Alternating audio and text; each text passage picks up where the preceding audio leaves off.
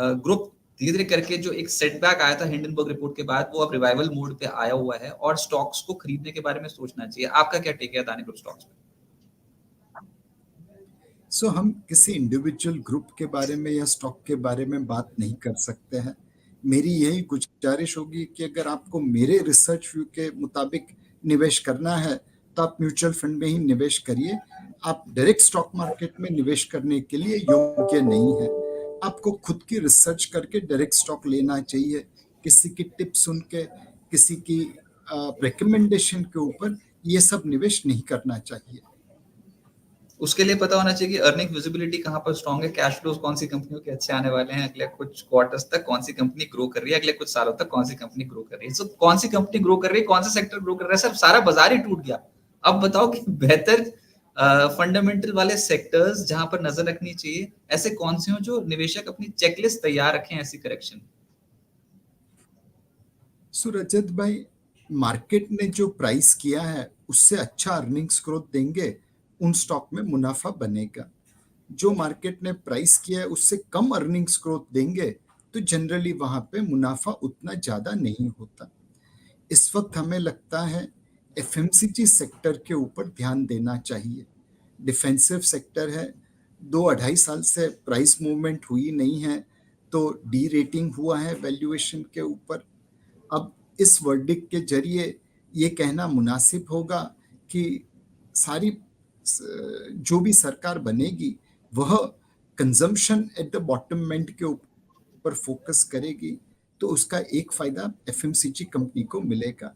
इस साल बारिश अच्छी होने की संभावना है, तो रूरल एंड एग्रीकल्चर इकोनॉमी को भी फायदा मिलेगा।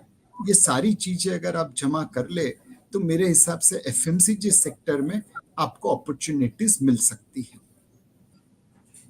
सरकार की रिफॉर्म योजनाएं बहुत हैं और अभी जो हम जब तक ये करेक्शन नहीं आई थी तब तक ये solar, renewable energy, in sector के ऊपर ज्यादा फोकस कर रहे थे। तो सर क्या ये अभी जो पावर सेक्टर है, रिन्यूएबल एनर्जी सेक्टर है, इस पे जोर देना चाहिए और यहाँ पर कोई अगर शेयर हो जो करेक्ट हो गया उसको रडार पर रखें, चाहे वो पावर फाइनेंसिंग कंपनियां हो या फिर रूफटॉप सोलर से जुड़ी कंपनियां या फिर सोलर सेल उत्पादक कंपनियां, क्या ये अभी आने वाले कुछ समय तक आउटपरफॉर्म कर सकते हैं?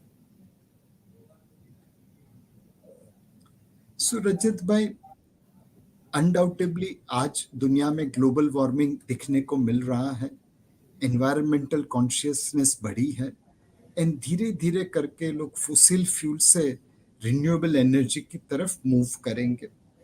बट आपको ये देखना है कि आज के दाम पे कितना रिन्यूएबल एनर्जी प्राइस हो चुका है, कितना ग्रोथ हमने प्राइस करके रखा है।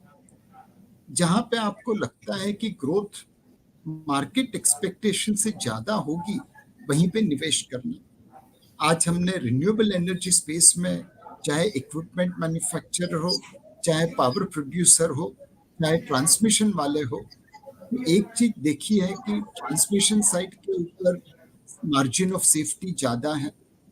रिन्यूएबल एनर्जी प्रोड्यूसर में इंडिविजुअली स्टॉक स्पेसिफिक देखना पड़ेगा कि उन्होंने किस दाम पे अपने पावर को बेचा है। और जो इक्विपमेंट मैन्युफैक्चरर है उनमें कई हद तक उनकी प्रॉफिटेबिलिटी गवर्नमेंट सब्सिडी की बदौलत है।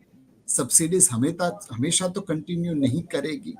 तो मेरे हिसाब से transmission, then individual stock specific, renewable energy power producer and finally renewable energy equipment manufacturer, इस प्रकार से आपका क्रम रहना चाहिए इस क्षेत्र में निवेश करने के लिए। बिस्तक आपके लिए लाया है प्रीमियम मेंबरशिप प्रोग्राम, जहां आपको मिलेंगे कई सारे फायदे, जिनमें मार्केट न्यूज़लेटर, लाइव चैट पर आपके सवालों के सबसे पहले जवाब, मार्केट आउटलुक, वीकेंड पर मार्केट स्कैन, एंकर्स के साथ चैट और भी बहुत कुछ। इस प्रीमियम सब्सक्रिप्शन में 3 तरह के प्लान हैं, सिल्वर, गोल्ड और प्लैटिनम, जिनकी शुरुआत मात्र 159 रुपए महीने से होती है। इससे जुड़ना भी बेहद आसान है। बिस्तक के YouTube चैनल पर जाएं, ज्वाइन बटन पर क्लिक करें और अपना प्लान सिलेक्ट करें। बस बन गए आप हमारे प्रीमियम मेंबर।